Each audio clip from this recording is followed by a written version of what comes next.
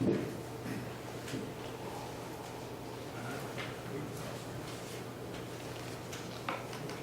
morning, everybody. The chairman for this session, is Vice President and President of the Senate, Roy Burroughs. Thank you. And now I will appoint Loretta Burris as Sergeant of Arms. And she is me, and I can attest to that. So.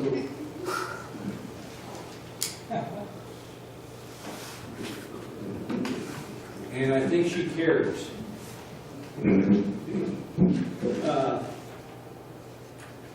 The records keeper, I think by draft, is Secretary of State, who also is plain secretary to Mr. Billy Ford. And I thank you, Mr. Ford, for the excellent job that you do.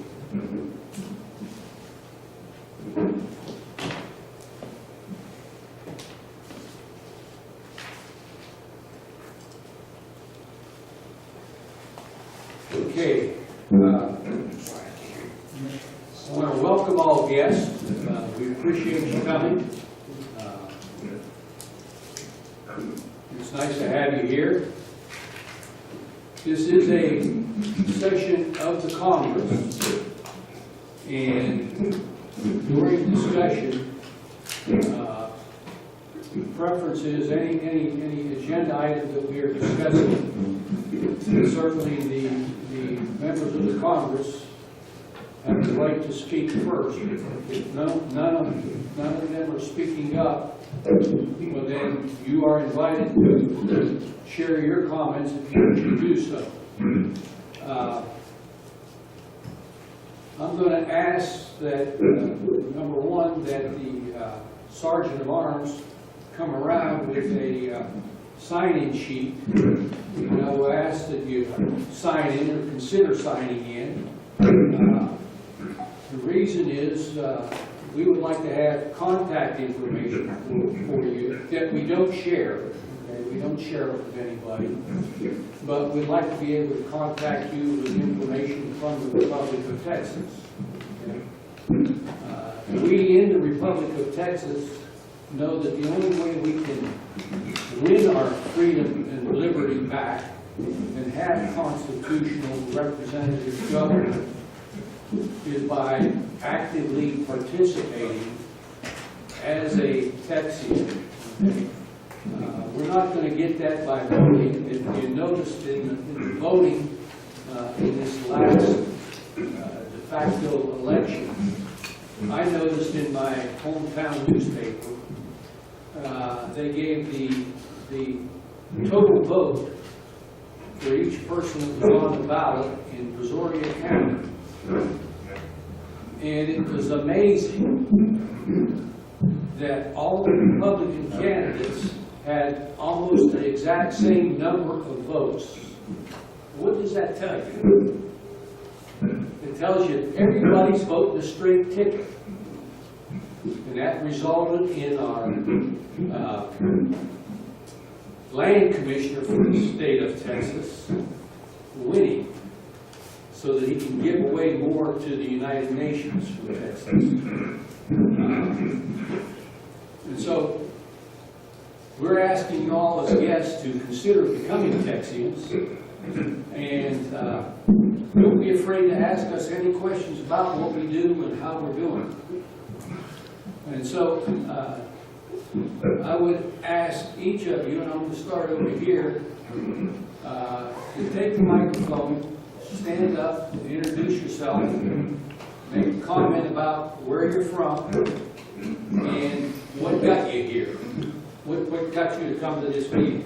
So we'll start with you, young lady. He's with us. Okay, ladies first. Ladies first. And just push the button up and it should give you a red flag. My name is Amy Gerard. I'm a mother and grandmother, and I have been self-studying out of frustration administration, maybe the past 4 or 5 years, and just recently it's accelerated. It's made fast food software. I just learned about you guys recently. I just recently learned about the budget process, and I came to Alamo last semester. I've been watching videos or listening to the conference calls, and I'm dealing with the IRS really too, twice this year. So, I am over it. I know what they've done. I'm very clear on what the perception has done to Americans. And I'm here to make a difference for my children and my grandchildren and future generations. Thank you guys for being here. I appreciate it. Thank you. Thank you. I didn't catch, where did you say you're from? Lago Vista, Lago Vista? Northwest Austin. Northwest Austin. Okay. Well, thank you for coming. Nate Gerard, G-A-R-R-A-R-D.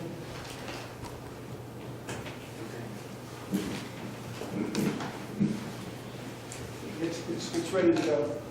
Hi, I'm Cheryl Woods, and I live in Sugar Land, Texas. Hold it up, please.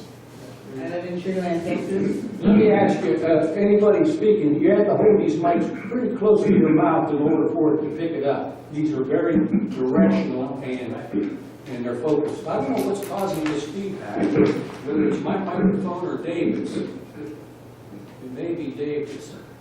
Because it keeps showing you as speaking, David. Blame it on me. It's because we're going through you to Zoom. Okay? I'm sorry for interrupting. That's okay.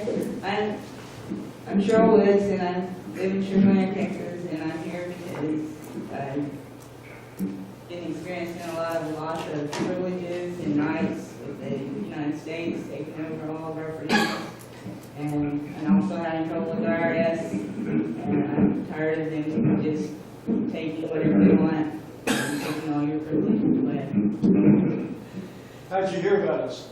Friend of a friend, actually Bill Burr's choice then, and I read it out to you on stand for. And I read out what you stand for on the internet on your webpage. We appreciate you coming. Thank you. It seems like the IRS is a bone of contention amongst most people. And think about it. And I heard this just the other day from a member of my meetup group who happens to be here today. DIRS, do you know what that means? Theirs.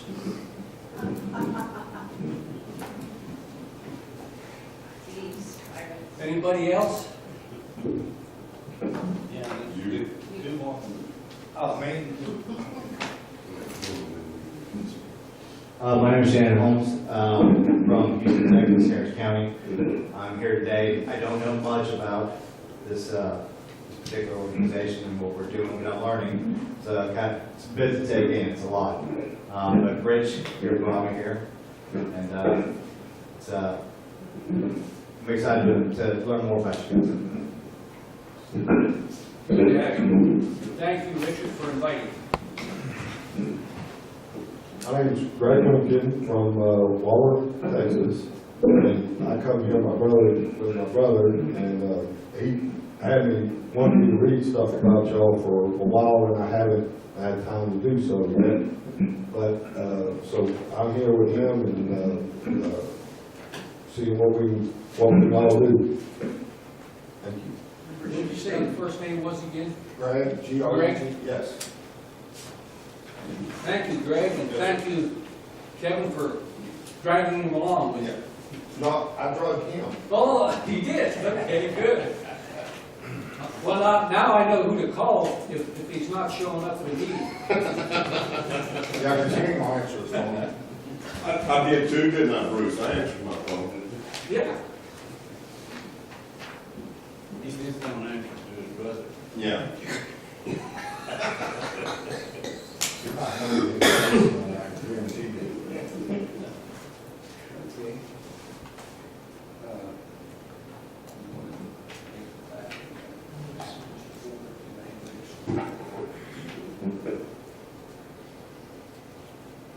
Secretary Ford, do you have anyone to swear in today? Yes, sir. And, Mr. Turner, where he is, Turner's here.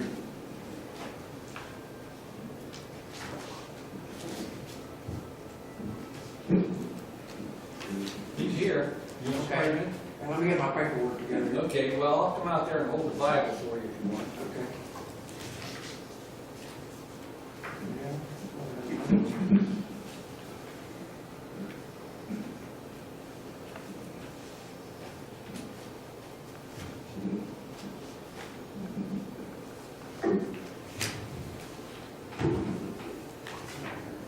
Who is it we're swearing in? Who we swearing in? Henry Turner. Henry Turner. Henry Turner.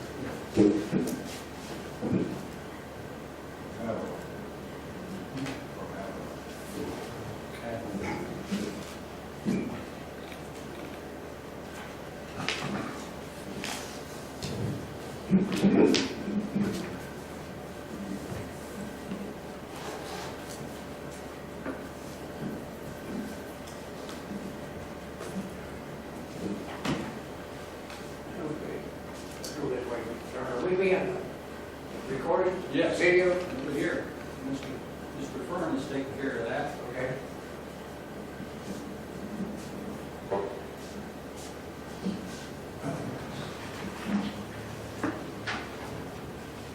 You go here. Fix that camera.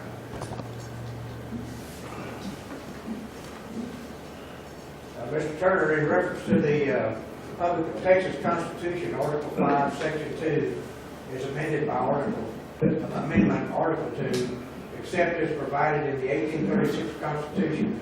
Each and every one elected or appointed to a government position before entering into their duties must take and subscribe the following oath of affirmation.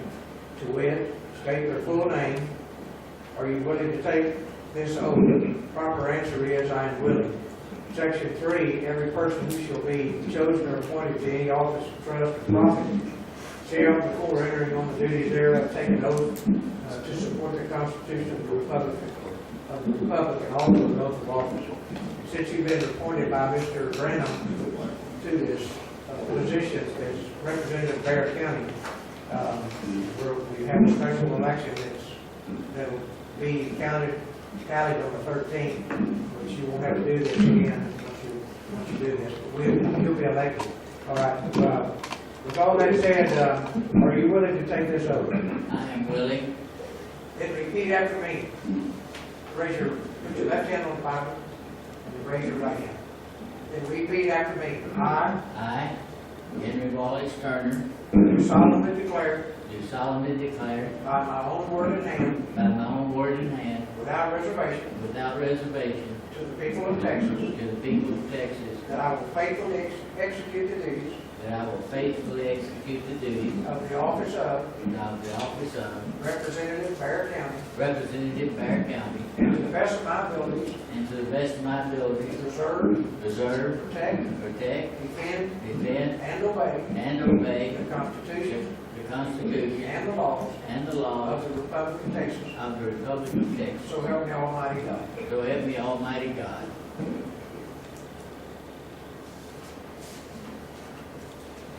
And then, Mr. Turner, this is a record of oath to support the Constitution. Are you willing to take this oath? I am willing. Repeat after me. I I, Henry Wallace Turner, do solemnly swear do solemnly swear that as a member of this General Congress, that as a as a member of this General Congress, that I will support the Constitution that I will support the Constitution of the Republic, of the Republic, and that I will not propose or assent and that I will not propose or send to any bill, vote, or resolution, any bill, vote, or or resolution which shall appear to me which shall appear to me injurious to the people. injurious to the people. Congratulations.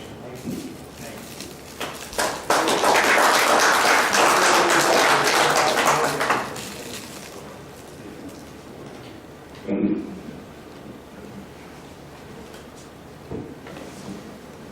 gotta find out where his feedback is coming from, because if he's trying to record this, he's picking that up too. Is there a pen No, he had a feeling. You need to draw lines, draw lines. Somebody's moving some feedback here. Turn your volume down a little bit. What about Zoom? Is it coming across from Zoom? Well, that's what, he's running Zoom on his computer, he's in control. Okay. But you've got to be running something in front of the speaker to make that sound feedback. Well, we try to keep the speakers in front of the mic so it's not picking them up and feedback. But you can see on Zoom where the sound is coming from. All right, now it's time for a roll call for the Senate. John Jernicke, District 1. Here. Lloyd Zant, District 3. Present. And Don Ballard is on vacation, so he's not here. Ann Anderson is not here. Richard Wagner, District 9, is not here. Dwayne Williams, District 11, is not here. Glenn Fern, District 13. I'm here.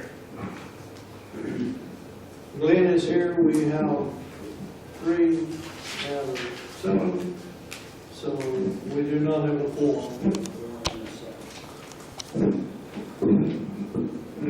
Okay, from the House of Representatives, roll call.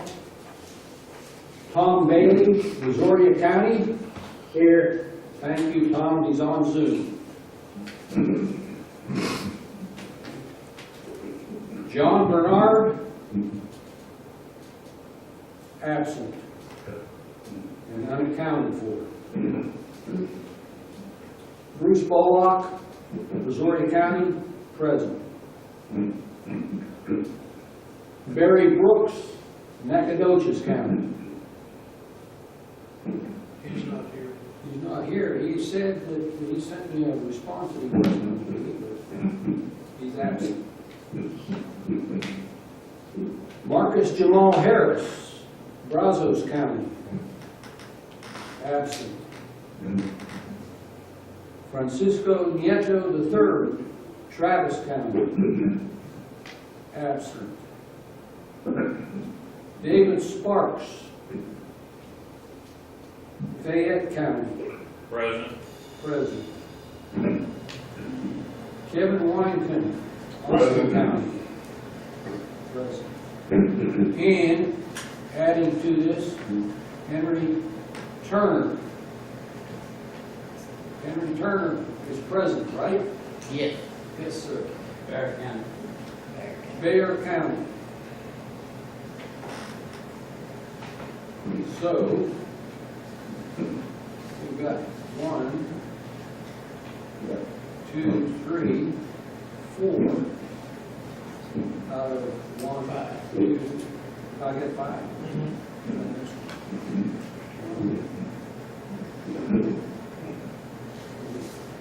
Andrew's still.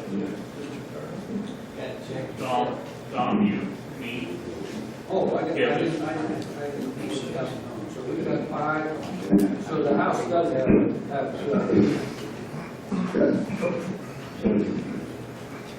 Okay, the House has a quorum. Yeah, Tom Bailey, response.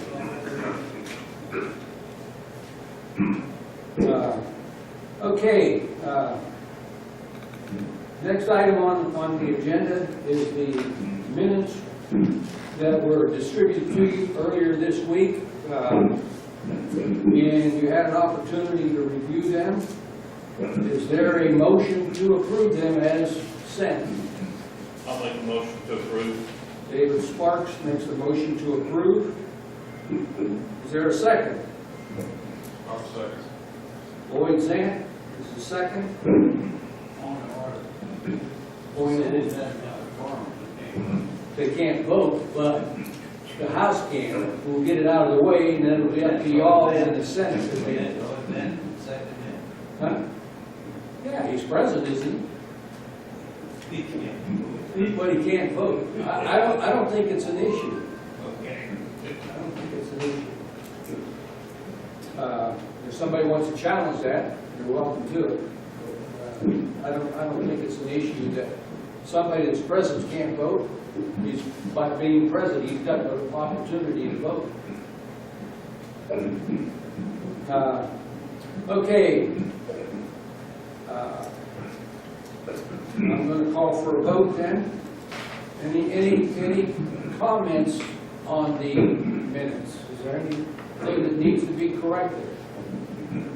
I know that the minutes are long. Mr. Ford does an excellent job of reporting them. I'm sure as heck hope you all do read them. Because I have to listen to this meeting for a second time on my recorder to make sure, and that reminds me to record, that we've got things straight. And so, so however long this meeting lasts, that's how much time I have to spend and more than that to be able to can you mute him? We have a grammatical error. No, for some reason, I can't mute him. I'll mute all. Notion instead of motion. He's muted. Okay, on the first page, there's a grammatical error. It says made a notion as opposed to made a motion. So that's got to be changed to him. Okay. I don't have a problem with changing grammatical errors. Anything else? Okay, House members, I'm going to call you by name and have you vote. And if you weren't in attendance in at that meeting, I'd recommend that you vote to abstain from voting, okay? So, Tom Bailey, your vote. Well, I'm trying to find the minutes. I have not seen them on my phone, so I can't really, I have to pass on it. So you're going to abstain.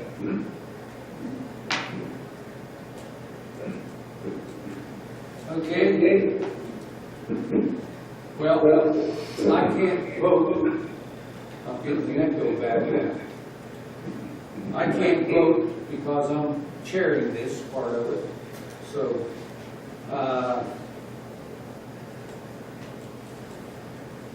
Mr. Sparks. I vote yes. Yay. Mr. Weinman. Yay. Mr. Turner. Yes. Vote to approve. Okay, so we have 3 yeses, so the House approves it. The Senate's going to have to find some time to get on the phone, to get a quorum together and approve this, hopefully before the next session. Okay. The next thing is update on international affairs, Mr. Ford. And I have some comments to make along with you, all right? We have, they had a little problem. It's not a problem as such, but Mr. Capps has had some family problems. His mother and dad are living with him, and he was Capps are taking care of him, so he's requiring a lot of his time. He's very elderly, and so probably a little bit older than some of y'all in here. But anyway, he's asked that he be allowed to leave the committee for a while until such time he can get back on it. And I've been the chairman of that committee ever since we started, so I've taken it back up with Mr. Bullock's help, and he's just helping me on Zoom, and we're working things through there. We haven't done anything more than review the last 2 meetings we had. I think it's been 2 meetings that we missed, Mr. Captain, 3. And so anyway, but we're reading the stuff that Mr. Cannon has sent us to read, and trying to stay current with all that stuff, and we discussed that among ourselves. And that's about where we are. Would you like to go ahead and add, Mr. Bolo? Yeah, I want to add a few things here. I'll talk about the report last, but one is, for those of you that are frustrated with what you're seeing coming from the government and from the media about what's going on in this country, you learn a lot on this international committee, and as that report will show you, the truth about how Texas was brought into the Union and how it can get out of it, okay? Now, I'm sure people have mixed emotions about getting out of the Union, but as long as this Union is the way it is going, and it's going downhill fast, I think it's wise to really look at getting out of the Union. But participating in these calls are every Monday night at 7 o'clock, and they typically last up to 2 hours. We get reading material, and then we have a lot of discussion. And I don't think there's a person in here that's been on that international committee will tell you that it was a waste of time, because it's not a waste of time. You learn a heck of a lot about the truth, because we research history back to obscure literature, to old newspapers, to books that have been out of print for maybe 2 centuries. I don't know. But Ray Cannon does an excellent job of digging up material that sheds light on it. And I just learned something the other day that I would bet that nobody in here is aware of. I think typically people think that the slavery was the issue that brought us to war. And I think certainly those that are on the International Committee knows that that's definitely not the reason. There are other reasons, but I learned one that I'm just going to make the one comment about it, and you can ask me about it privately if you want, but it has to do with silver. Okay? It has to do with silver. And where the United States was at that time as far as silver production was concerned. So I'd like you all to consider becoming Texians and consider joining that call on Monday nights. Because the more we can educate people on the truth, the better chance we have of reaching our goal. Okay? And as you all know, the mainstream media has been given the name fake news, right? And I think we're all finding out that it's been fake for one hell of a long time. The International Committee report, okay? You got that up there? Yeah, I had it. Okay. We've got this International Committee report, which I believe is 36 pages long. And it is a timeline of the history that brought us from being a constitutional representative republic, that is, when we joined the United States. This actually goes back before we joined the United States. Up to the present day of what happened that caused the whole thing to change. Step by step, the steps that was taken to cause it to change. Now, we've completed that report, and we have voted to release it to the public. And we've got it almost ready to issue to everybody. It will be issued to, certainly to the members of Congress as an electronic file, and we're going to have to discuss whether we want each of you to have a a hard copy of that, because I've got Ann Matola, who many of you may know, is working on making them secure so that they cannot be altered. And what that entails is, one, making them PDFs, two, photocopying each page of it, three, putting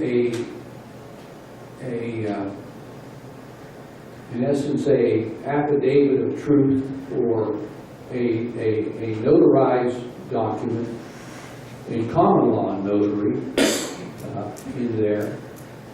And once we have that done, we will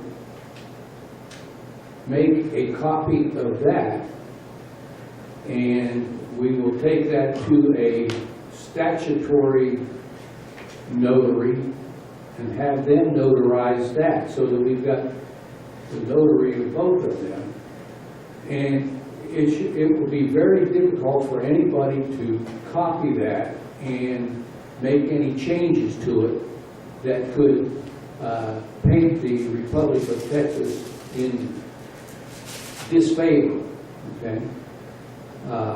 And so Ann has promised me that she'll be getting me the first leg of this security of it probably by Monday.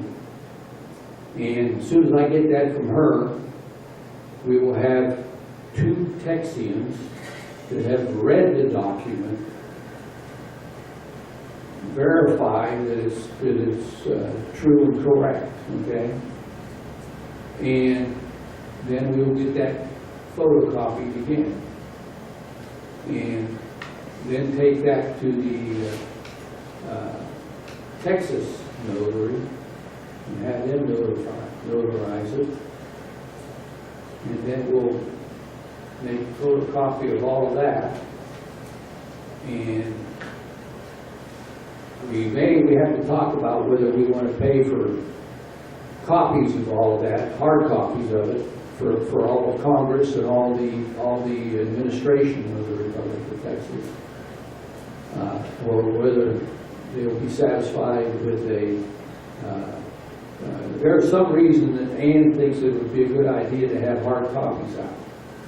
But that document will be coming to you soon. In fact, I think I included a copy with the mail out that I sent you in preparation for this meeting. And anybody that's seen it says it's a pretty doggone good document. It really points out a lot of information that you aren't aware of, you haven't been aware of. Any questions from anybody? Yes, this is David from Bannock County. Go ahead, Dave. Yeah, excuse me. I was just curious if you think that would be completed before Thanksgiving, and if not, because over Thanksgiving, it's going to be a good opportunity, a lot of family get together and everything to discuss that document. And so if it's not available before Thanksgiving holiday, would it be possible to list the non-disclosure agreement on the draft that went around so that we can at least discuss it with, the draft copies we had with family? Oh, you're talking about the copy that you already have? Yes, sir. Yeah, I think we can allow you to do that, but don't give a hard copy to anybody, okay? You can discuss it, Right. but don't share the hard copy. Understood. All right? Thank you. Anybody else with a question? That would be correct to footnote.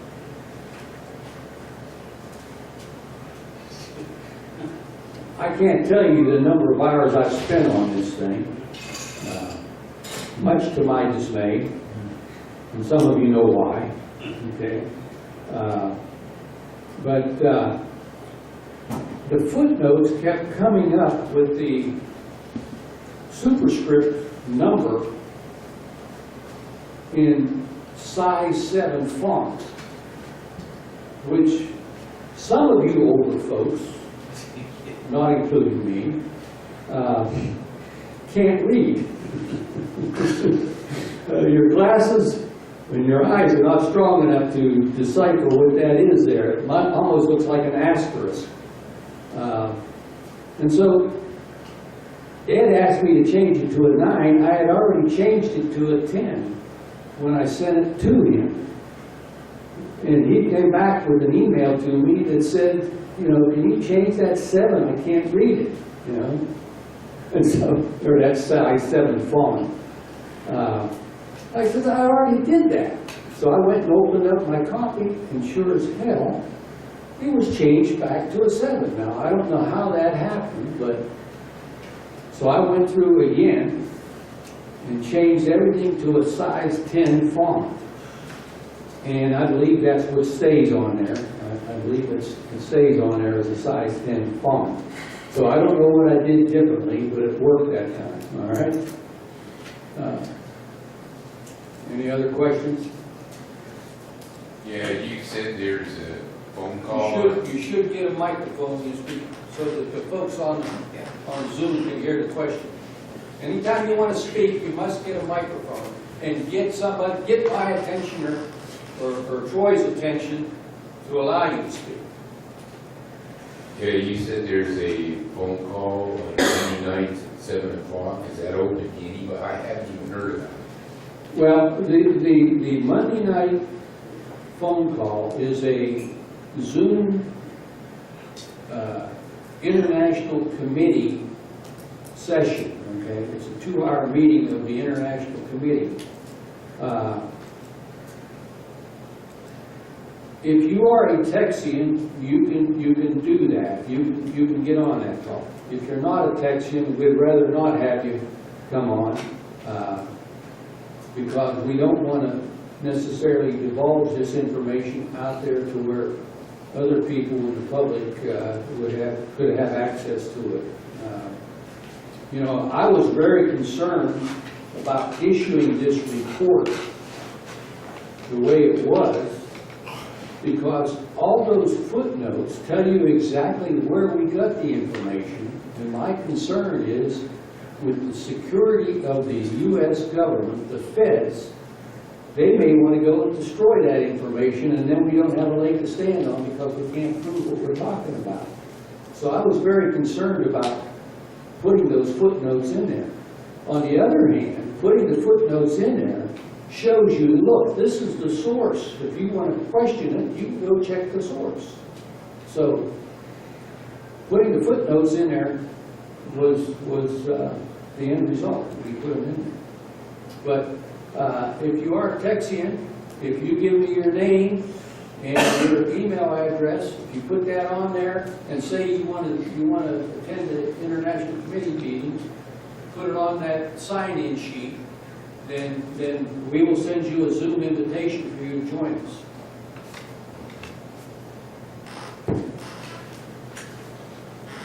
Anybody else? Richard, go ahead. I'm not clear on, I had the copy of that, okay? And so are we free at this point now to be able to email it to somebody who's texting? No. The only thing that I'm going to recommend, and I'm open for a challenge to that, is that no one distribute any of these preliminary copies to anybody, okay? You may share it with them and allow them to read it, but, and the only thing you have right now, Richard, is an electronic file, right? Exactly. All right. I don't want that to be shared with anybody because the whole reason is this is nothing more than a Word document. Somebody can go in and change anything in there and then say this came from the Republic of Texas. All right? Any other questions or comments? Okay. Next subject is the Technology Committee. The Technology Committee meets on the first and third Wednesdays of the month from 7:35 to 8:35, each first and third Wednesday of the month. The purpose of the Technology Committee is to review what's out there in technology as far as how it could help the Republic of Texas and in whatever way it can help the Republic of Texas. For example, communications. We got Zoom as a result of the Technology Committee.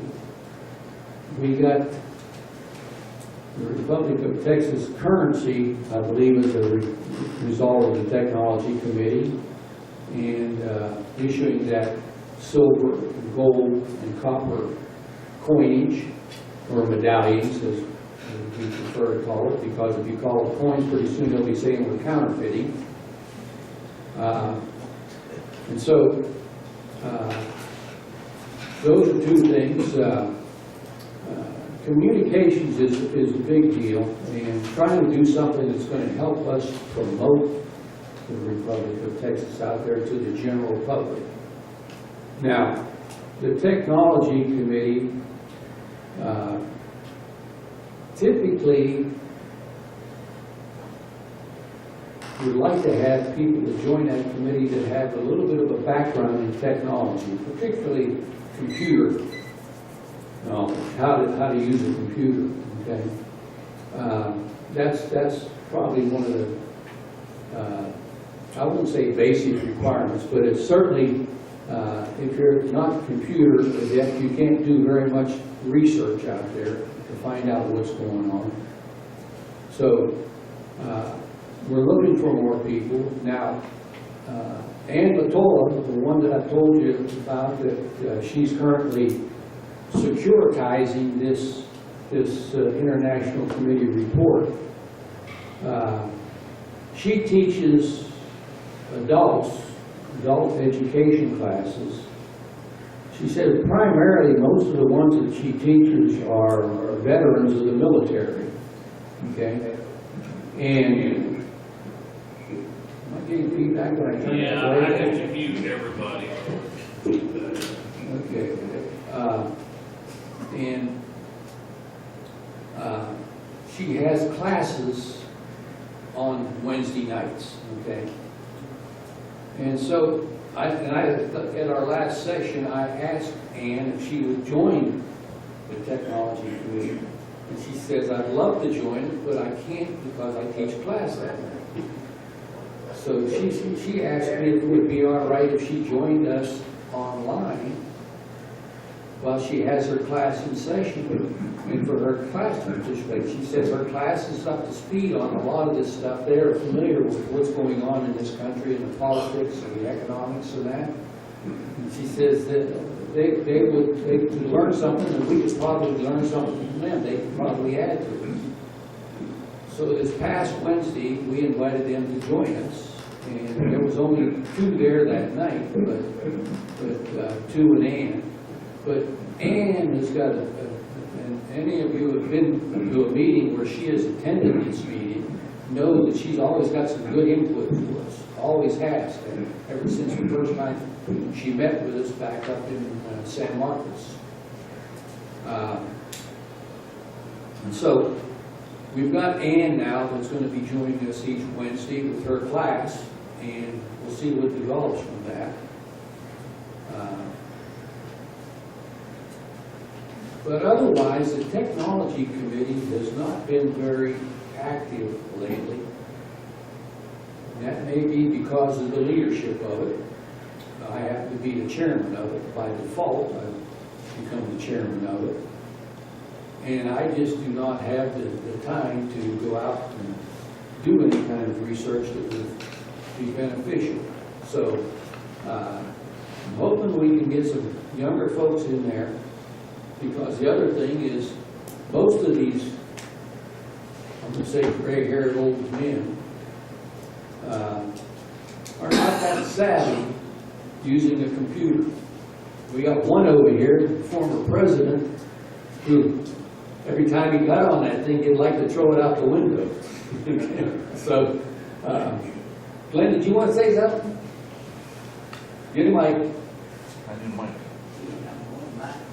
No, it's done Two all of them that, out that there. one thing. So, I put two out. Yeah, I would, I'm on the technology committee, and I would suggest that maybe we want to consider joining the technology committee with the public relations committee, since they're both related. You know, public relations has to do with things like Facebook and Twitter, and which are all technology related as well. And that would consolidate things a little bit and eliminate some redundancies. You know, and that, for what that's worth, that's just my suggestion. Well, the Technology Committee and the House of Representatives Zoom sessions are on the first and third Wednesdays. The Public Relations Committee meeting is on the second and fourth Wednesdays. And we will discuss it at the next Technology Committee meeting, and we'll also discuss it at the next Public Relations Committee meeting, and determine if we think it would be advantageous to do that. And if so, if it is advantageous, then I would suggest that we change the Technology Committee / Public Relations Committee meeting to be the second and fourth Wednesdays, and allow up to 2 hours for that to take place. And then I can go back to having my house Zoom sessions at 7 o'clock on the first and third Wednesdays. So we'll talk about that at our next sessions. I appreciate it. Thanks, Glenn. Any questions? Go ahead, Ed.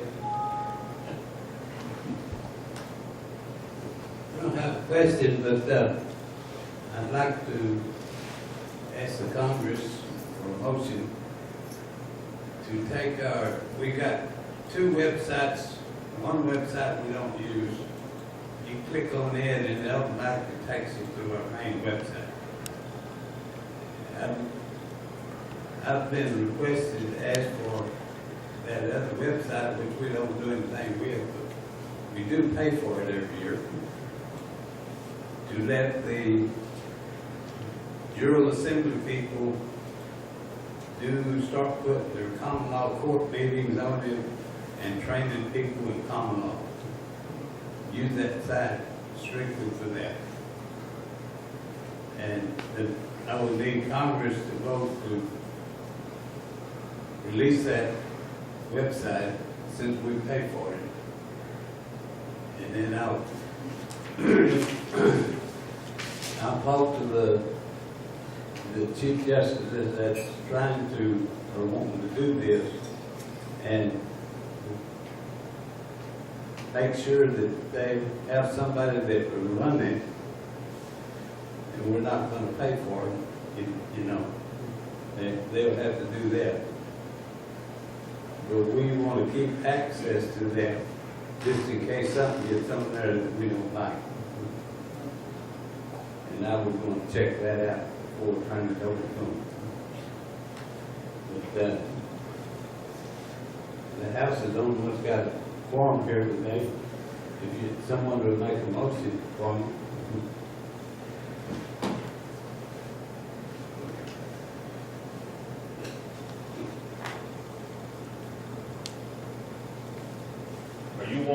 Or you want to just add a page on the website, or you want to take over the whole website? I'll answer that, Ed. Okay. The website is currently only a reference point for people. If you look at our first issue of Copper Coins, it had that website. It ends in .info. Okay. Our TexasRepublic.com is our current website for Republic of Texas information. The .info one has been maintained simply because people that got that old coin go there, because that used to be our main website. And so, we need to maintain it that way. And what would happen if we decide to give this over to the common law folks to do it? They will have to put on there, right now it automatically, whenever anybody goes to that .info website, it automatically switches them over to the .com website. Okay? And so what'll happen is if we agree to allow them to do this, then what they're going to have to do is put on the front page, when anybody goes to .info, they're going to have, this has to open with, if you want to go to the Republic of Texas website, click here, and it'll transfer you over there, and then it'll open to the common law homepage. That's the way it's going to have to be. It's going to have to first redirect anybody that wants to go actually to the Republic of Texas website. Right.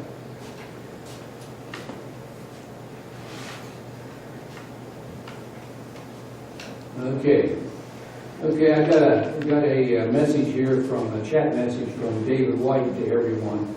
Since we're on topic of tech committee, can we get an update on the ID card machine? I sure do want my card.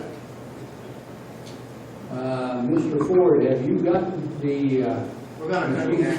We're gonna do that. I'll cover that right now if you want to do it.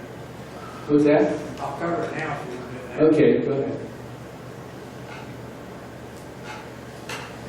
I had a man come work Monday, Tuesday, Wednesday, Thursday to get my computer up to where it needs to be. I have a lot of viruses on it, and he corrected. I have a new laptop that I set aside for mostly Republic of Texas stuff, but the one I was using for the cards to print on, he updated that one too. I was telling Mr. Fern and Brown a while ago before the meeting started, everything was fine until last night when I came in and I was going to take files on the old laptop and put on mine so I'd have a backup when I gave the card printer to Loretta to start printing cards, and the files weren't there. Everything is gone. All my pictures are gone, all the cards are gone, everything is gone. So we have to start that whole thing all over again. Loretta doesn't know that yet. And she's not afraid. She's I don't know where it went. I'm not a computer guy. This guy's supposed to had everything back up so it didn't do that, but it didn't happen. So I think I have a hard copy of all the applications. Most of them are scanned, and I have them in my PC, which does not go online. When I get ready to put that onto a laptop, I put my flash drive in there and I transfer that to the laptop. That PC it never goes online. It's not secure computer. So I think I have a camera that has all the pictures. I think I have all the pictures in it. All I have to do is match up the pictures with the scanned documents for the ID card, and we can reprint them anyway. Each year, all the diplomatic cards for representatives have to be reproduced. That's every year. If you're elected to Senate, it's for the term of the office. Or if you're elected to Chief Justice, it's for the term of the office. And that's on the card. That's by the date and expiration date. So we have to go back through and do a lot of that stuff. I've heard it, people tell me about these ID cards. The real problem with them, and that's not being able to use them, is our date of birth is not on. So if we have a birth date or date of birth, or however we want to say that, we have that on that card. There's no reason they shouldn't use that, because it's a photo ID, and it's got your information. If you don't want it on there, I guess we can leave it off. But that's one of the things that's been a hindrance, and we always try to use them too. So might be something we want to discuss before we start making a new card. But that's where we are right now. We're going to completely redo the card starting next week. Mr. Lincoln, you're first. Yes, sir, I don't think it's a good idea to put the date of birth on there.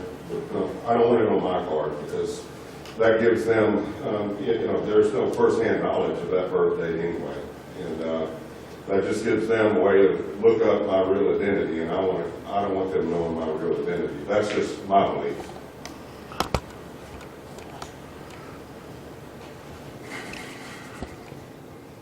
Mr. Speaker, I was going to suggest, before we get too far along, is there any way to test the recording that we're doing to make sure that we're getting recorded?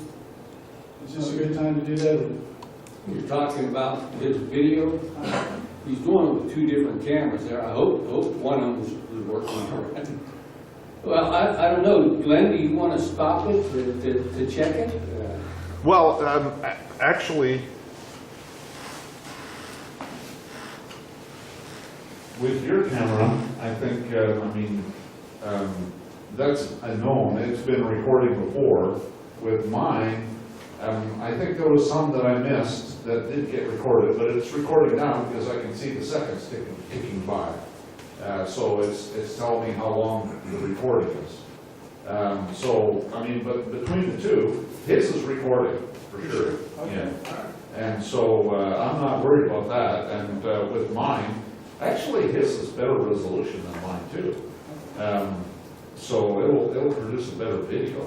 It's a lot higher definition. You can see it on the display. You're the expert, whatever you think. Yeah. Mr. Ford, Mr. White sent this additional text message. Thanks for your diligent effort getting the ID machine working.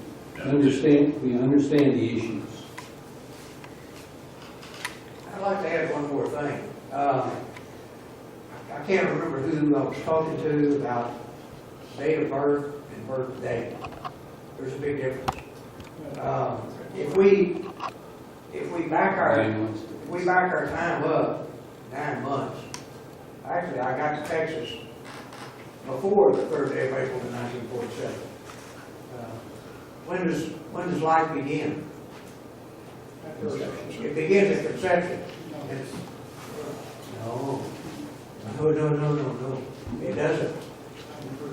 Okay, you can prove that, but when does life begin? No. Conception. Life begins at inception. You can start you can start breathing when you get here. But there's a big argument about that, and so I really, truthfully, I don't see any problem with us backing our birthday up 9 months to have that on the card. Okay. And somebody says, and if somebody wants to argue about that, and you say, no, wait a minute. When does life begin? I started out, it took me 9 months to get out of the womb, but I was alive. Yeah.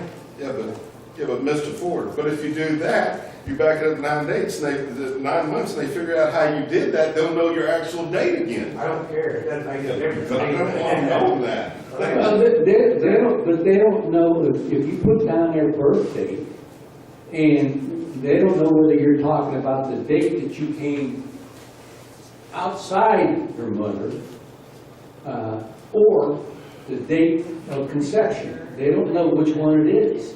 I understand that, but you're starting to get into admiralty law and you're going down the canal 9 months and all that. I mean, they can, I just don't want any idea of them, because it's none of their business when I was born. And I don't even have any first-hand knowledge when I was born. And that's how they get, that's the information they use to identify who you are. That's the first thing they want to know, your date of birth, first and last name. I don't want them having that information. I shouldn't have to.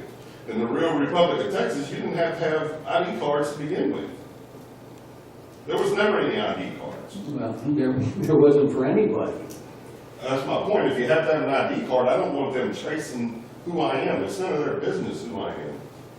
That's my thought on it. Well, It's getting into my personal space, my private, that's my business. but it's difficult for you to get any, I think it's gonna be very difficult if you don't have an ID card that they're gonna recognize. And if they're not gonna recognize it because it doesn't have anything like a birth date or conception date or whatever on it, they're not gonna recognize it, so you're gonna have a difficult time conducting business. That's the way I see it. It confuses the law enforcement officers on the road and everybody you deal with if it's not written out a specific way. The only identification I use is one that I made up myself and had notarized and recorded in the county where I live. And that is the only ID I use. Let me make a Hold on just a minute, let me finish saying this. When I gave that, and I gave it to several highway patrolmen, they said, well, your birthday's not on here. I said, yes, it is. But it's written out. Born this the 3rd day of April of the year, born in 1947. All written out. They can't read well enough to establish it that way. It's on there, but not in the form that they wanted. But they said, well, you gotta have that on there. Well, it is. I yield the floor, I'm sorry, Lee. Okay, I want to make a point here. I didn't bring it up because we didn't show that video of how to conduct these meetings, or that little agenda item on how we should be conducting these meetings. But the rules are that you get to speak once on the subject, and once you've completed, you can't speak again on that same subject until everybody else has had a chance to speak on it. And if you don't get recognized to speak, please don't speak, okay? Get recognized to speak. This is being courteous to your fellow Texians here. John, you got the floor. Okay, you back up the birth date by 9 months, and that's not an absolute. The good Lord above is the only one who knows the exact date of conception.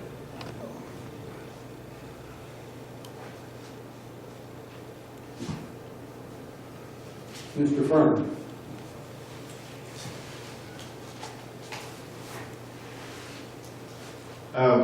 While I share his concern, I have ID cards that don't have birth dates, and they accept them no problem. Matter of fact, in a recent incident, they had to, where they really wanted to find out that it's the Sesame Trust, they drugged me over to the fingerprint machine and stole my fingerprints. So at the end of the day, if they're going to do something, that's what they'll do. But I agree with what you're saying as well. I mean, who knows? None of us have first-hand knowledge of this, and we could have been premature, we could have been late, who knows, you know, and so what I would do is just make a WAG. If I wanted to, I think we should make it optional as far as birthday is concerned. But if we're going to put it in there, whatever we put in there, we could put in, make a WAG, you know, so it isn't exactly 9 months. You see what I'm saying? Because who knows whether we were premature or whether we were late. You know, some people are late every day of their life. So, anyways, that's my thought. But my attitude is if it had a birth date on it, then it would stay home in a briefcase. Because I've got ID cards that I use that don't have birth dates, and I get by just fine. Anybody else want to comment before I allow somebody else to speak again that hasn't spoken yet? Okay, go ahead.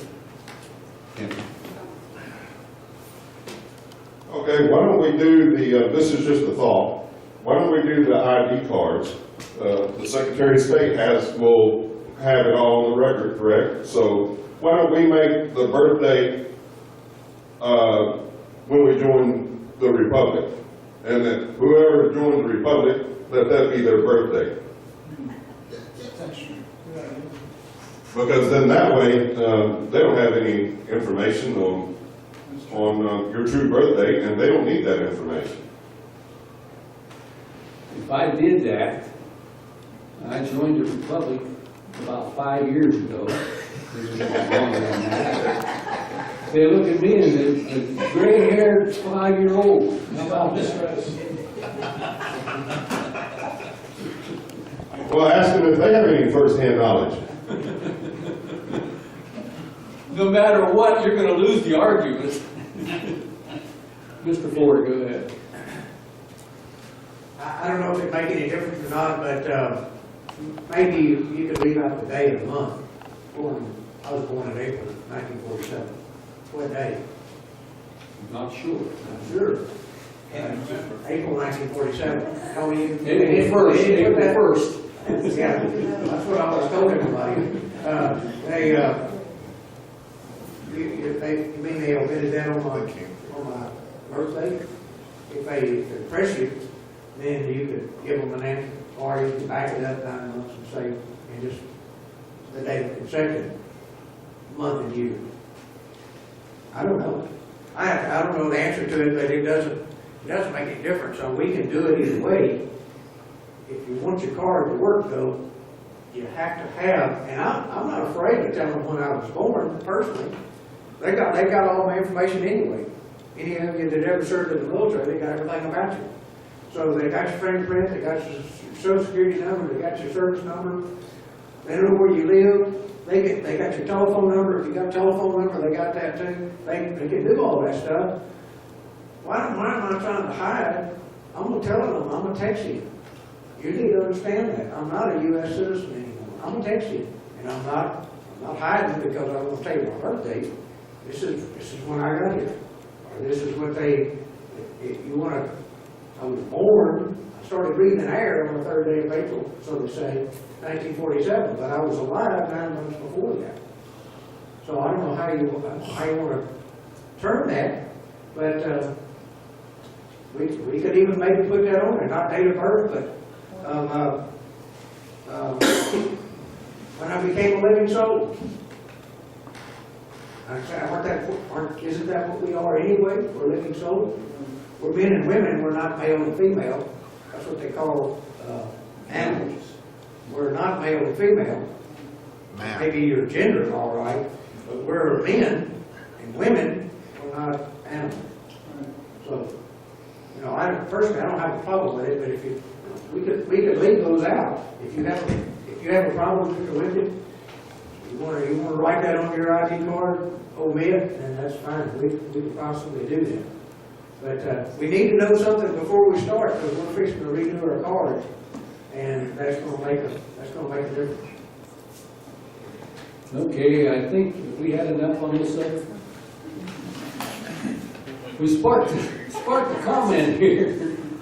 Actually, listening to one of the conferences, it was by somebody who seems to know what he's talking about.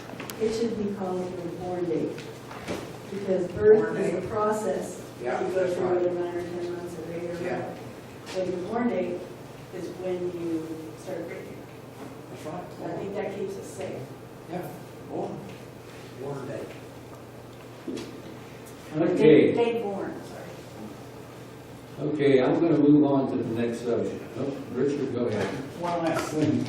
As far as technology, I had a bunch of information that was lost and couldn't find it. Had an engineer friend of mine came over, and there's some kind of something you put in there about mistake or something. You can bring all that back if you know what you're doing. It's not lost, it's there. By the way, folks, there's ice water and iced tea back there on the back table that's available to us. So if anybody wants something to drink, you can go back there and get it. You want to say something? Ms. Burris, do you have a camera where you can take pictures at the meetings? I don't at the moment, but I can get one. Okay. I need one pretty soon. Okay. Before I get too old. You know, Okay. you're too old, Dad. Public Public Relations Committee, Senator Glenn Fern and President Ed Brandt.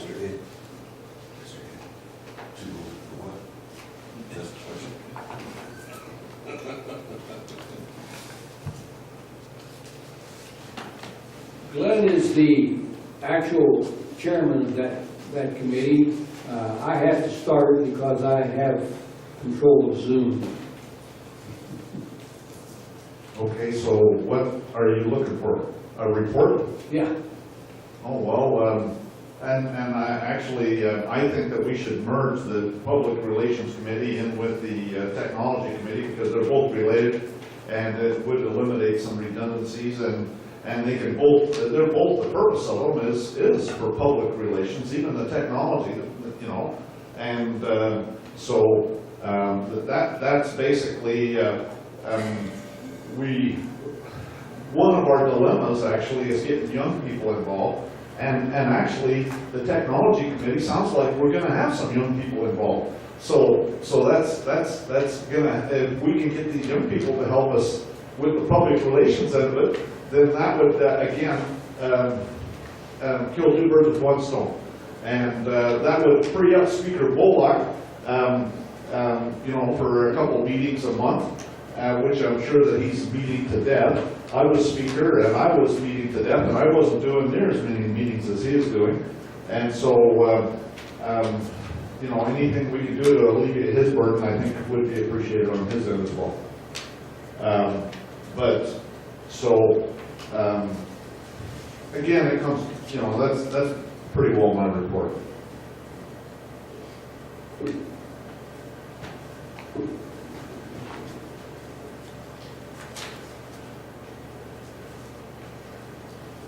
One thing I got to ask is the same thing I asked while ago, never got an answer. I want to know about the extra website we got. Did I talk to these people about it or not? Well, did we get a motion? I asked somebody to make a motion, nobody, they I'll make the motion. started on birth certificates and stuff. Okay, we got a motion. One of the problems I have, and I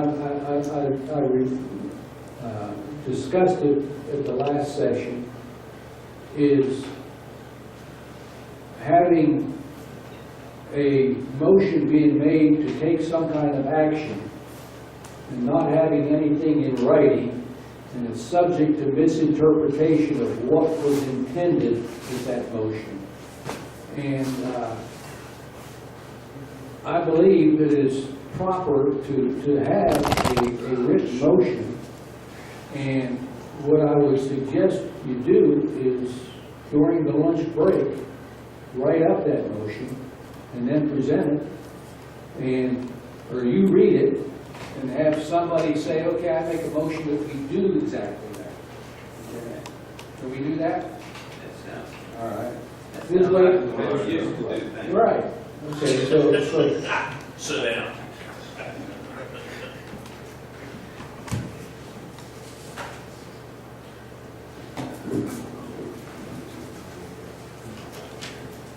Okay, listen up.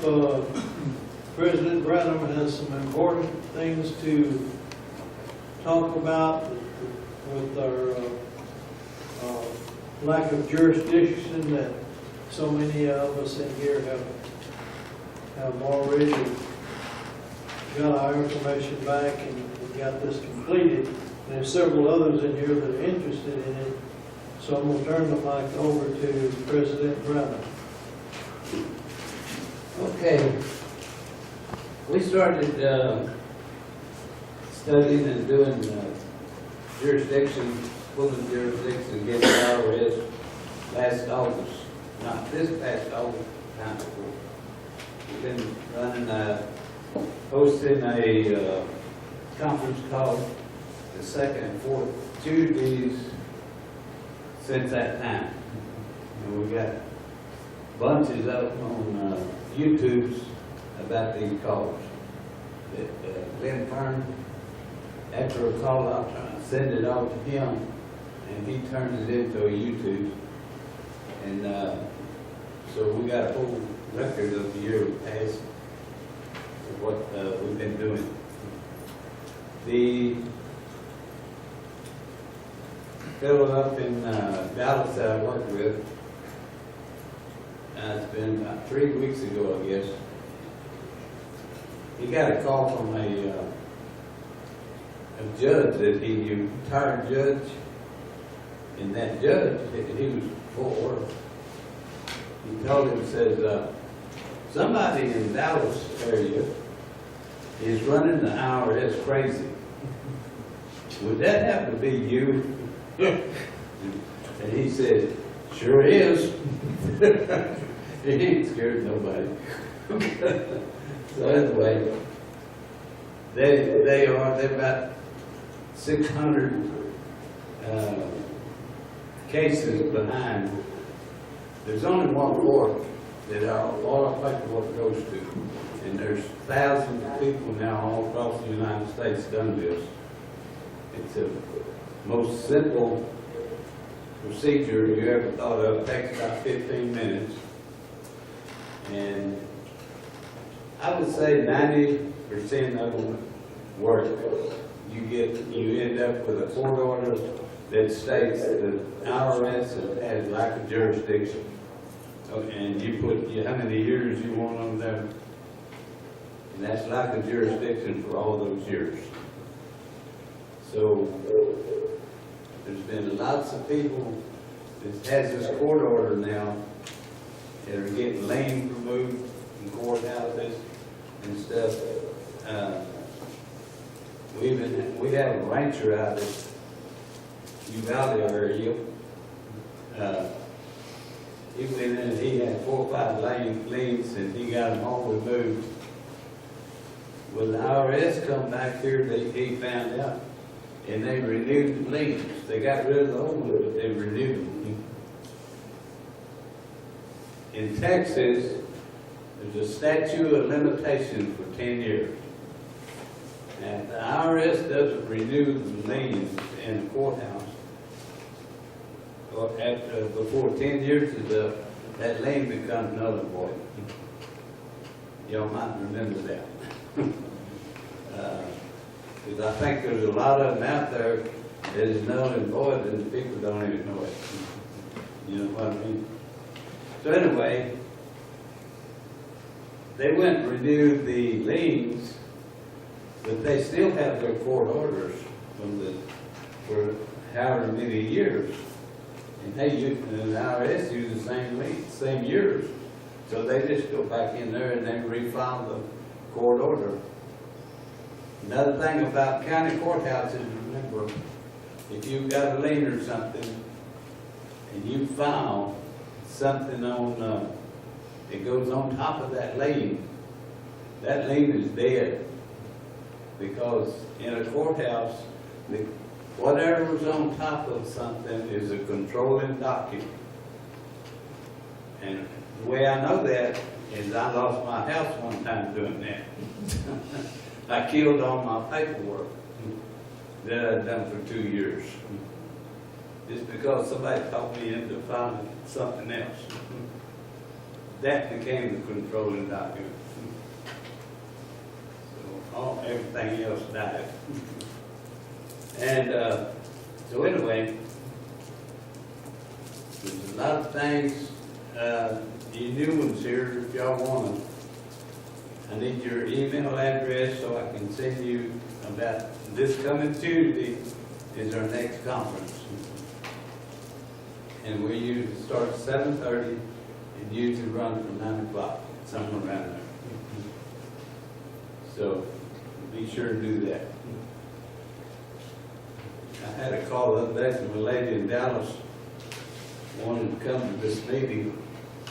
She says, I need to get down and talk to you about jurisdiction, but I got to be back at work at 1 o'clock.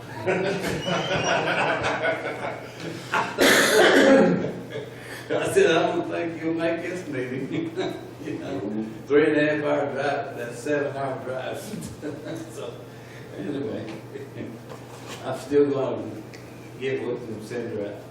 I notify everybody just before, we're gonna have a conference call, all over the United States, we got people everywhere. And they're all doing the same thing. And there is, certain places around the United States that the IRS agents are just, they'll break every law in the book. They don't care, you know, and they just keep acting. But for some reason, it's just like in spots, like Kansas is a bad spot. And several in Montana is another spot. And it's the agents, I think, is what you can't get control of. They don't care, you know. So anyway, it's gonna have to take court cases to go through them. But we have a lot of people now that have been through the process, got their court orders, and now they're working on ways of getting their money back for all the years that they had on that petition. And they're getting awful close. If the first one ever goes through, they're gonna really catch a bunch, I'll tell you that. But there's really no money anyway, it just figures. So, but anyway, it'd be nice to do something to them. Our goal is to put them out of business. That, they don't like that, but that's the way it is. So, that's about it on, have you got any questions on anything of jurisdiction? Too many to put everybody through. Huh? Too many to put everybody through. Mr. Brennan, would you give them your email address so that they can send you the request? Need the email and the county that you're in. That's it, and we'll go from there. Okay? Yeah. Thank you. Some of them may not have your email address to do that. We don't recommend going past 1994, up until 2018 if you want to. Well, the way we get our corners down is there's two forms that they have to send you when they send you a piece of paper saying you owe so much money. They have to send you a Notice of deficiency. notice of deficiency, notice of, Demand? no. It always starts with a D. It's on we have Determination. yeah, determination. We have found a rule the law IRS has to follow too. If they send you any kind of paper, it's 99.9 chances it's null and void, because any paper they send is supposed to be signed under penalty of perjury. What if they stamp with somebody's signature? It's like, and Oh, it's yeah. stamped with a signature. Yeah, and it's null and void. Oh. Yes, sir. I don't see yes in your contacts. Should I look for businesses with that name? Is this something that you can do only when they demand money from you, or are you talking about something that we can do preemptive? You mean like you still pay your taxes and you want to do this? Well, I don't want to pay taxes, but I don't know how not to. You still pay your taxes but you don't want to do that? Right. Okay. Yes, you can go ahead and do this petition, because if you've been paying your taxes all these years, there's no way they could send you these two forms. Okay? Okay. So they're gonna have to rule that they have like a jurisdiction over you in that court. Okay? Okay. You've got that court order, and when you get that, that's like taking a gun to a knife fight. You got the gun, okay? because that's a court order from a federal tax court in Washington DC. And it tells them they do not have jurisdiction over you. And say you got 15 years, you listed on the petition 15 years. Well, it really doesn't make any difference. If they didn't have jurisdiction over 15 years, how's they gonna get it anywhere else? They either got it or they don't have it. And so we prove that they don't have it. And that's what we do. We got their attention on the 1040, line 22 is where you would put your federal income that you are supposedly owe them. Well, on the instruction book of the 1040, it tells you, gives you a definition of every line on it, like 22, 23, 24. It'll tell you what that line's for. Well, we got looking at that 1040, and that your income that you're supposed to give them is line 22. If you go to the instruction manual, it goes from 21 to 23. Completely skipped 22. They didn't want you to know what that money is for, or what it's called. But Defined as. But that line is in the instructions now, as of this year. Well, they went in and added the definition on line 22. It don't make sense, it's a bunch of gobbledygook. Right. You look up the definition of federal income, and it'll tell you it's a gift. Okay? To make a gift, you have to be a volunteer, right? Mandatory gift. So everybody's a volunteer, and you're gifting money to them. Now, they go try to throw people in jail for not gifting. So, what'd be the difference? You go to church, make a donation, you gift to the church, and you get thrown in jail if you don't do it. That's be the same thing. So is that the definition of their definition of income? Yeah, item 31. That's their definition. Yeah. And where are they getting different, are they defining it? Who's defining it? Anything that you're stuck with as far as taxes or anything is an obligation. I would like to pull the Bill Clinton. What definition income is? Yes. Well, that's what he said. It depends on the definition of what is. So everything is an obligation. Right. It's a gift, but it's an obligation. You look up the definition of obligation, and it lists everything that is exempt, and it'll tell you FRNs, bonds, bank certificates, about 20 things. They're all exempt from obligation. And everything you pay the government is an obligation.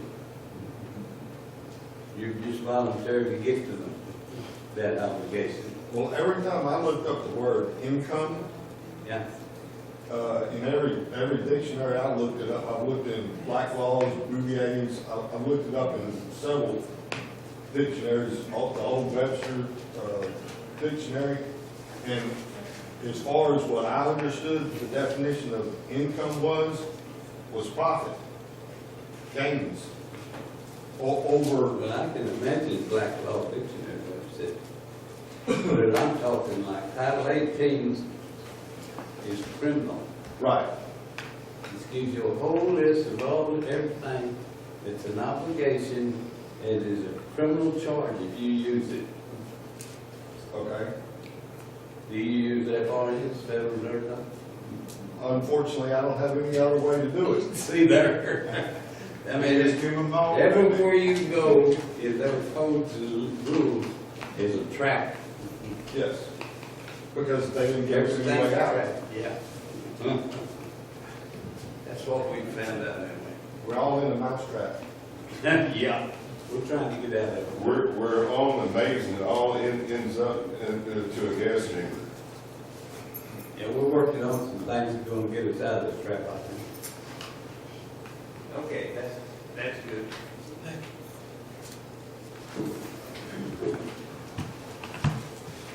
A good way to get his email address to request an invitation to this call. Pick up one of these cards over here. It's got his email address and his Twitter address on it. Thank you. Now, Speaker Bullock, were you going to read the appropriations bill? But I want to comment. Okay. No, number one, we read this appropriation bill at the last session, okay? We didn't have a vote on it. I had it prepared to present again today to get a vote on it. And we don't have a quorum. So I'm not going to read that. It's torturous to read it, okay? I get hoarse by the end of it. And so I'm not going to read it again, and since we can't vote on it, there's no point in reading it. We all got it in your email earlier this week in that package of stuff prepared for this meeting. So you've got it, you can read it yourself. I guess we'll have to bring it up at the next session to get a vote on it. And it's nothing more than a formality for us. All it is it's saying, when the Republic of Texas is free again, then those of you that work for the government will be compensated. Right now you are compensated. Just like I am from, what am I going to say? I was going to say like from the Social Security Administration, but I'm not even getting a third of it. Where I am from the Social Security Administration. So no, I'm not going to go any further with that. So we're back to you, Ed. A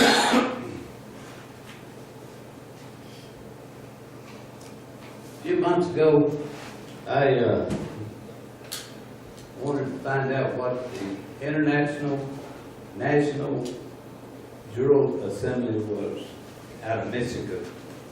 They were involved in putting together all the states and starting General Assemblies in the states and starting common law courts and all.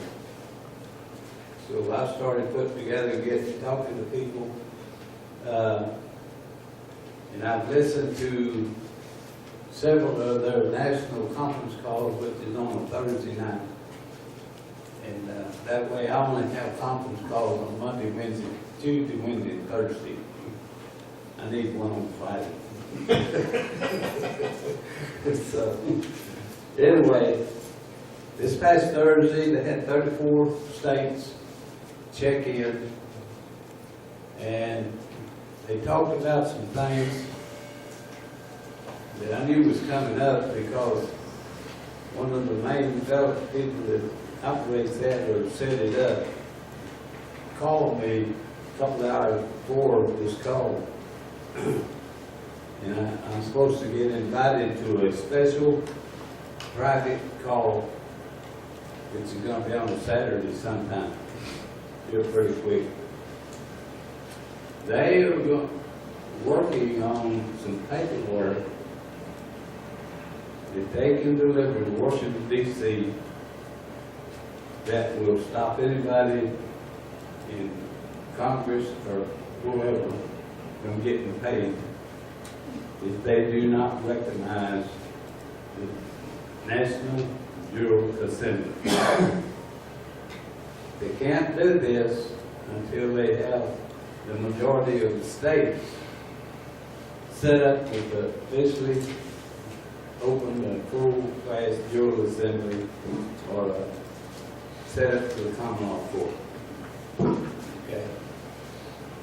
And we in Texas are getting pretty close. We've had a Harris County. Should be having a court case here pretty soon. Fannin County, which is Glenn's district up there, is also getting pretty close to get, they're gonna have one more training session, and then they're probably gonna set up for a court case. They've got 3 people with cases already. When they first open up, and they take care of 2 or 3 cases, they don't know it, but they're gonna be swamped. Because there's gonna be bunches of people out there that's been wanting common law courts for years now. And, we had courts, a couple of courts running a few years back. And then the big West Texas episode popped up and everybody went undercover, including the militia. So, now we've got a lot more material backing us up, so I think we're ready to go now. Anybody that would like to get started in your county, you should get a hold of me, and I'll start giving you some stuff and letting you learn what it's about and how to do it. He's pointing at you. Hey, man, that's not very nice. You're supposed to be sworn in secrecy. I thought you meant it one. No, yeah, right. Okay. Has anybody got any questions about it? I mean, common law court, I talked for a day on that, but so we won't get into all that. But getting something started in your county is very important. I've got about 45 people right now that's on interested list. One of them's from El Paso, so I haven't heard them do it then. We have a call of the first and third Tuesday, also on the conference call. And what do we have, 9 counties represented on there? Yeah, we had 9 counties represented the other night, our last one. So, anyway, let me know if you want to do something. We got plenty. Okay? Thank you.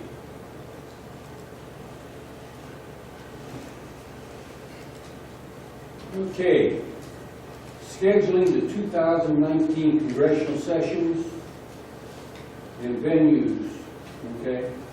The last meeting I had intended to have a drawing to see who was going to get which month of the year.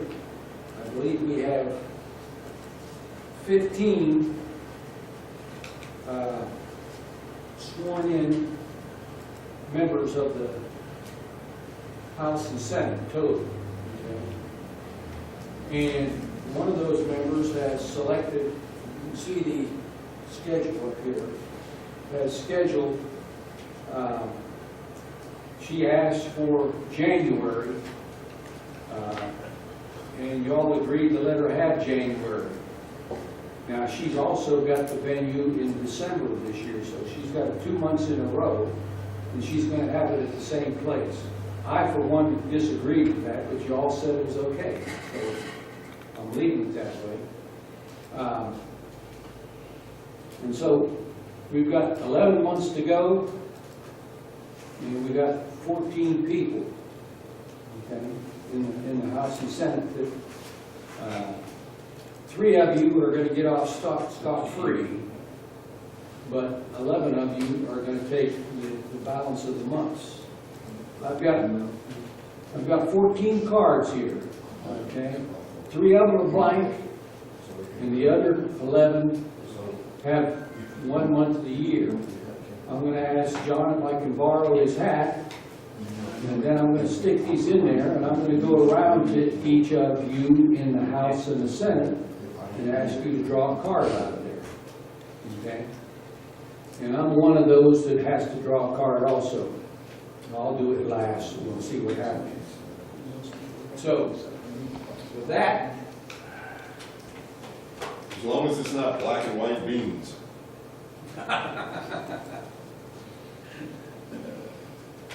You're aware they're buried right up the hill by I know. that house. Mm-hmm.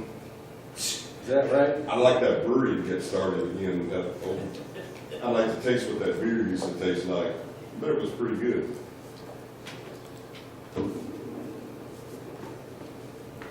Mr. Bullock, Yes, sir. since you're passing a hat, you know, these places that we meet most of the time are not free. And so we kind of have to chip in a little bit to help the Republic to pay for these rooms that we're using for our meetings. So how about this, making one half, that way they can pull out a card and put in a donation and we won't know which one they did. Well, then they're gonna have trouble reaching in here to pull out a card because they're gonna have to go through all of those greenbacks again. Well, yeah. I thought maybe I could get one of It's those. if you stop at John Yard one, because he's got. And somebody in here will pull the greenback instead of a card. We got plenty of trees out there, we could have us a hanging. Okay, John, I sponsor this, I'll come back around. here. There's no charge for the building. You don't We have just to chip do in that, for right? the drinks for the girl, and they have excellent food here. And if we have a meeting again, the issue is I have to tell them how many meals, and I have to pay for that many meals. So it's kind of one of them, if you want to eat, you're going to have to respond if we do the meals.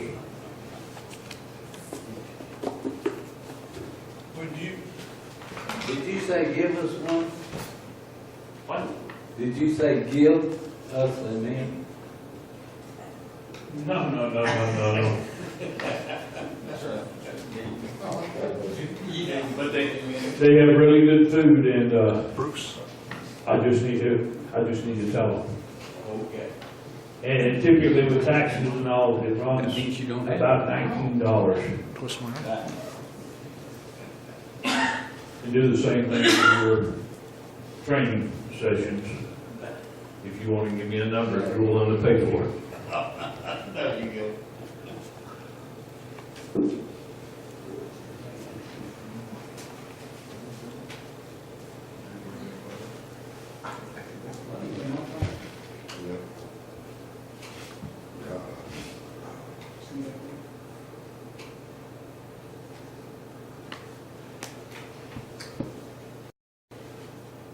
Now, okay, did you get one, David? No, I haven't. I don't want one. 12, yeah, December. I deserve it. Okay, now, Doesn't John, give us, specify. let us know, somebody record this, all right? John, which month? June. June? John's got June, okay? Glenn? Mine's blank. Blank. So Glenn is blank. Henry? November. November for Henry. Kevin? December. December. Hey, you got a whole year. Yeah, Kevin, thanks. December. Lloyd? Looks like. Okay, now, Congressional. give me a name. But it's water. What'd you say, blank? Boy, those blanks disappeared fast, didn't they? It's not You that. need a name who didn't draw. Yes, give me the first name, and I'm gonna ask this young lady to pull their name. Okay. Don Ballard. Don Ballard. Okay. September. September for Don Ballard. Can I trade you? Okay, who's next? Dwayne Williams. Dwayne Williams. Forget the one else. August. Dwayne Williams has August. Who's next? I gotta do the whole year. Barry Brooks. Barry Brooks.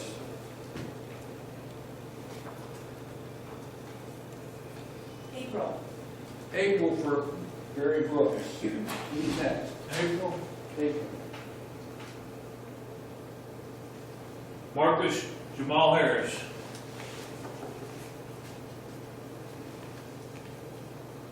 March. March.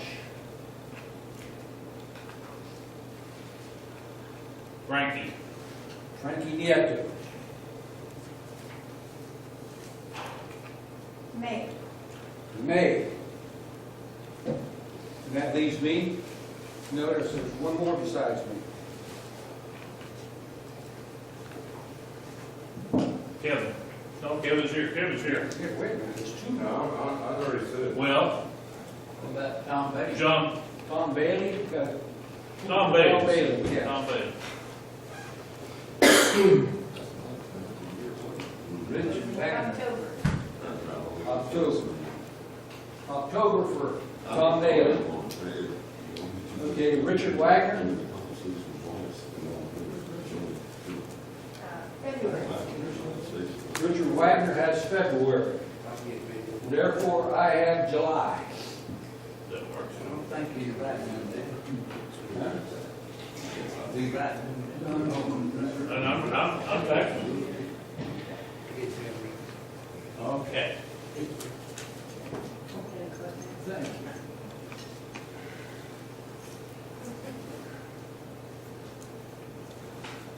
You didn't draw your new representative sworn in, did you? Yeah, he did. Did he? Did he draw? Yeah. I think he got, yeah, he's got, November. This is not twisting your arm. Which had I drawn, I was wanting to do one in Abilene anyway. That's where he is. Yeah, he's from Natalie. Yeah, perfect. I asked you about that last time.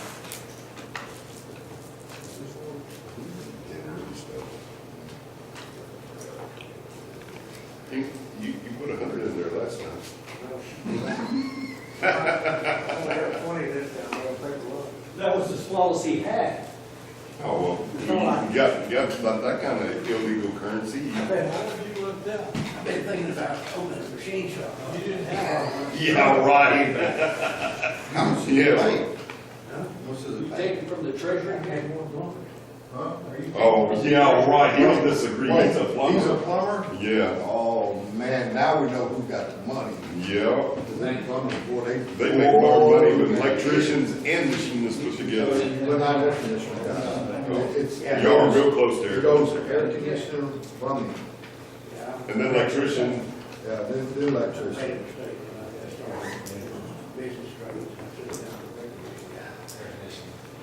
See, there's where the money's at right there. I can tell you where the money's at right there.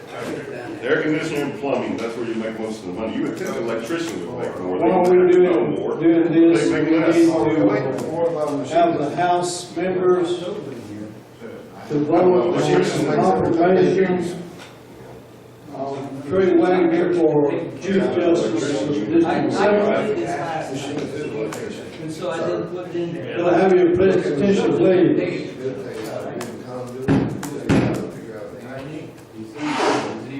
The Senate has already voted and approved Trey Wagner for Chief Justice for District 7. Now we need a vote from the House to approve or disapprove Trey Wagner as the Chief Justice. no, he is not. We need to make a motion. We need a motion for this, yes. I'll make a motion that we vote on, Trey Wagner for, District 7 Chief Justice. Motion by Dale, and do we have a second? This is the House.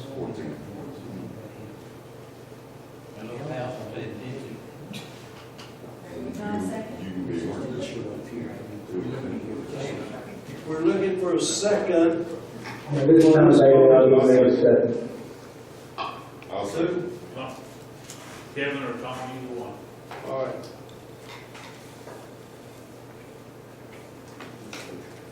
All right. House members only. All in favor of confirming Trey Wagner as Chief Justice for District 7. I'll call the roll, and you can say yea, nay, or abstain.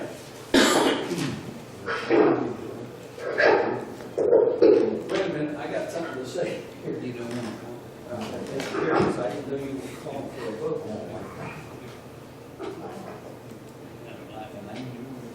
All right, see. We tried to arrange with Trey to interview him, and he was going to try to make it to our Wednesday meeting this week. But he said it was tentative because he may end up having to work. And apparently he did not show up, so we did not have a chance to interview him. We did have some questions that we did want to ask him. And he's agreed that he's going to try to join us at our next meeting. So I'd rather like to put this off. Okay? You really need to face him when you ask questions. What's that? You really need to face him. Why do I need to face him? Well, you need to. Read the body language? Yeah. That's correct. I'm not concerned about the body language with the questions I want to ask. And it's impossible to meet him unless we go up to there to meet him. And we're not going to get the whole house to go up there to interview him. It can only be done on Zoom or on a conference call. He's gonna be at Weatherford, isn't he? What? He's gonna be at Weatherford. I don't know. I thought that's what you said. No, it was to join us in our Wednesday meeting on Zoom. He was going to join us.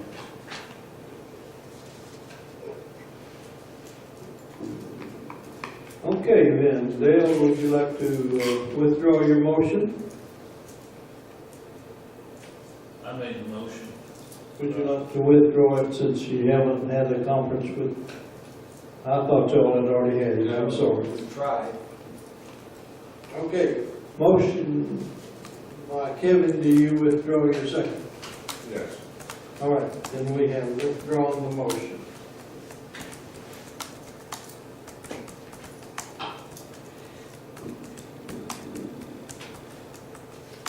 Just a brief comment on the current agenda of the House of Representatives. Again, we're gonna be very active this year. I'm expecting cooperation and participation in House members. I've got 2 House members that have agreed to share co-sponsor responsibility for a piece of legislation that they're working on. And we're going to be working on getting some other things going. And we're going to be addressing having members of the House also at least be a member of one of the committees, okay, to serve on one committee. And I would invite and encourage the Senate to do the same thing. We need activity from both the House and the Senate. We need to have people doing things to progress us. And if we're not meeting, and we don't show up for these meetings, what kind of actions are we taking for the Republic of Texas? Are we truly representing the people of Texas? Or are we occupying a seat? You need to ask yourself that question. Are we doing something? Or are we simply occupying a seat? And we've got some people that aren't even doing a good job of occupying a seat. So, we're trying to do something in the House.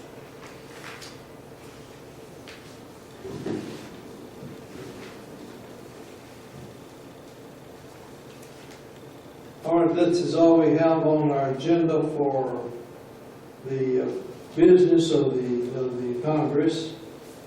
Our next meeting will be in Weatherford, Texas at the Iron Skillet. Before we recess for lunch, we will have about a, yes, I want to say something after you get through. okay. President Brenham said it'd take about an hour and a half for lunch.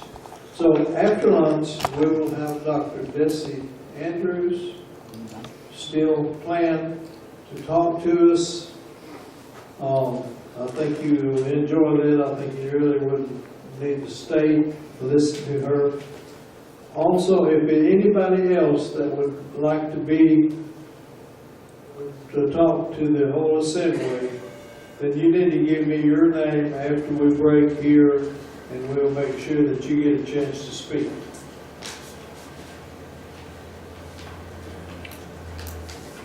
Okay, 2 announcements, one from Bullock and one from President Brennan. Want to go first? Back, I believe, a couple of sessions ago, one Texian came and brought a couple of good documents, book and a audio recording of And Justice for All, the quest for concord, or concord, I should say. The Problem Defined is Volume 1. He offered this to the Republic of Texas for any of us that are certainly traveling any distance to this, if you could listen to the audio, or you could read the book, or do both of them if you wanted to. And he asked that whoever takes it, bring it back to the next meeting so that it can be passed on to somebody else. Now, the gentleman that gave this to me, I'm going to ask him if he would say a few words about what he saw in here.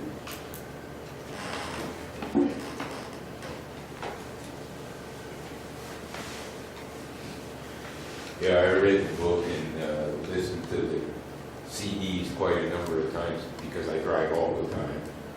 And it was really good information. It explains all about where government is going, why it's going the way it's going, and the possibility of being able to stop it, and what the population needs to do to be able to stop it. And if you have the opportunity to listen to the CDs or read the book, there's 2 more books involved. That's the first book. He has book 2 and book 3. And if you get the opportunity to listen to it or read any of it, it is just phenomenal material. It's well worth your time.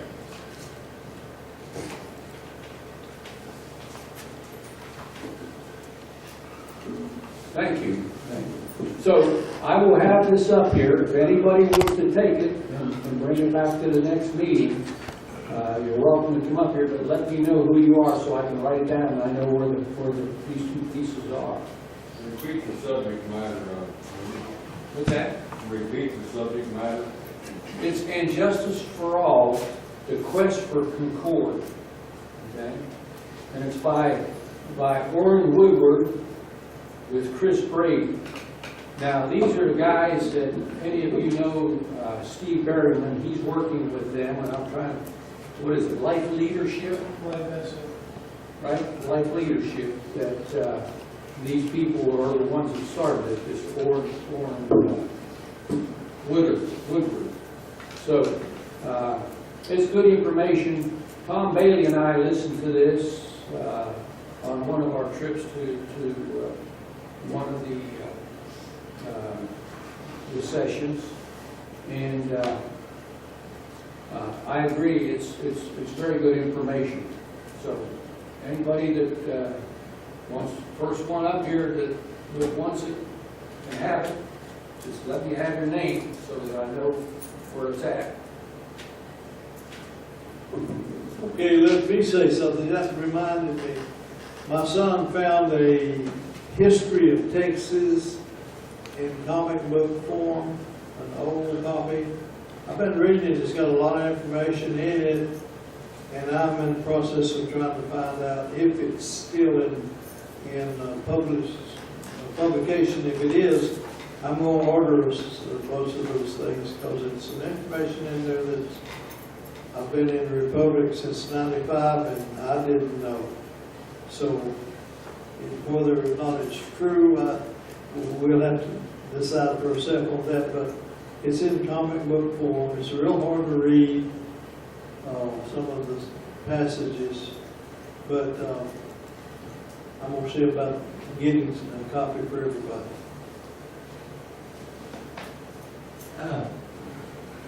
As y'all know, after our business meetings, we kind of started having special speakers, stuff like that. That's why Bessie Andrews is supposed to be here. She started telling me she probably wouldn't be here for lunchtime.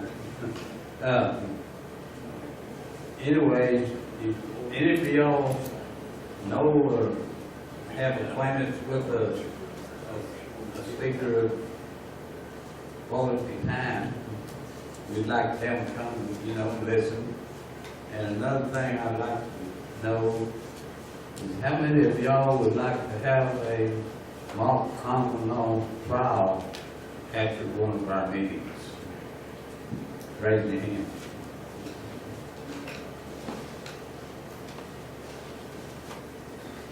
Okay. That will have to be in a setting kind of like this, because what I would like to do is film that and use it for a training video. And it has to be in a quiet situation. Like where we're going to be next month, Weatherford, there's be too much noise to have that. It's in a restaurant. So we'll plan on something like that in the near future, 2019. Okay? All right, at this time, I'll entertain a motion to recess our joint session until 9:30 on December the 8th at Weatherford, Texas. And remember, we'll be coming back after lunch, approximately 1:30, to listen to Dr. Bessie Andrews. Do I have a motion? Right here. Okay. Motion by Glenn, second by Bullock. All in favor, say aye. Aye. Opposed, same sign. All right, motion carries, and we are recessed until December the 8th. Who seconded the motion, Mr. Burns? Oh, Mr. Bullock.